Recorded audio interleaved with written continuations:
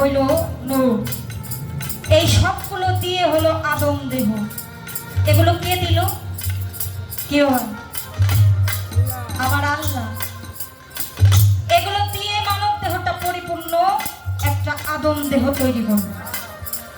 শুধু এখানেই সমাপ্ত নয়, সাধকে গানের মধ্যে বলেছে, শুনি এই আদমের দেহ বিছে পাঞ্জাতন রইয়াছে মিশে, নিরঞ্জন আছে তাতে কোথায় সেই মিলে।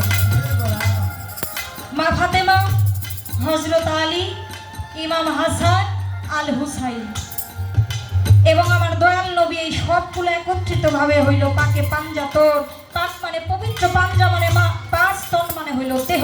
পাঁচটি পবিত্র দেহ আদম দেহের মধ্যে যদি ওই দেহগুলোকে আমি না চিনি, কোথায় কোনজন, কোথায় কোনতন, কোথায় মা ফাতেমা, কোথায় ইমাম হাসান, কোথায় ইমাম হুসাইন, কোথায় মাওলা আলী, আর আমার নবী কোথায়, এগুলোকে না দেখা পর্যন্ত এগুলোর মহব্বত।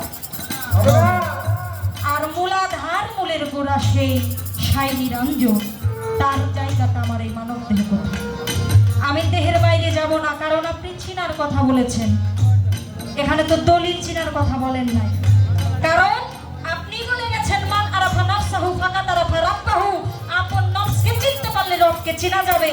তাই নফসের সন্ধান এবং আমার এই মানব দেহের সন্ধানটা আজকে আমি আমার মায়ের কাছে না দেখে কি হয় দেখাও পাঞ্জাতনের সুর করিব তাহারে আমার দেহ করিব তাহারে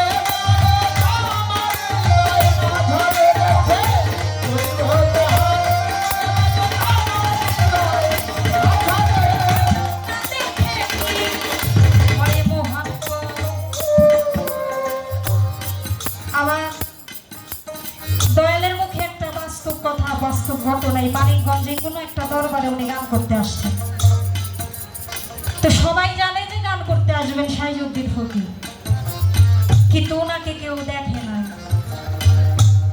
তো চায়ের স্টলে যেমন আপনারা এখানে গান শুনতে এসে চা খান, গল্প গুজব করেন যতক্ষণ গান শুরু না হয়, এরকম একটা চায়ের দোকানে গিয়ে আমার দয়াল বসে আছে, সবাই বলতেছে আজকে ওই ফকির আসবে, কিন্তু পাশে বসা কেন চিনতেছে না?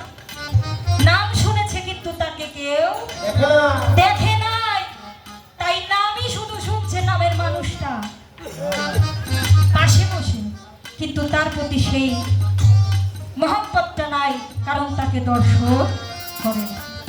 এই যে আমি পাকে পাঞ্জাতনের মহব্বত স্থাপন করব, নবীজি বলে গেছে এই পাকে পাঞ্জাতনকে আমি কেমনে দর্শন করব। এদের দর্শন করার জায়গাটা, এদের দেখার উপায়টা কি আমাকে একটু দয়া করে বুঝাই দিন।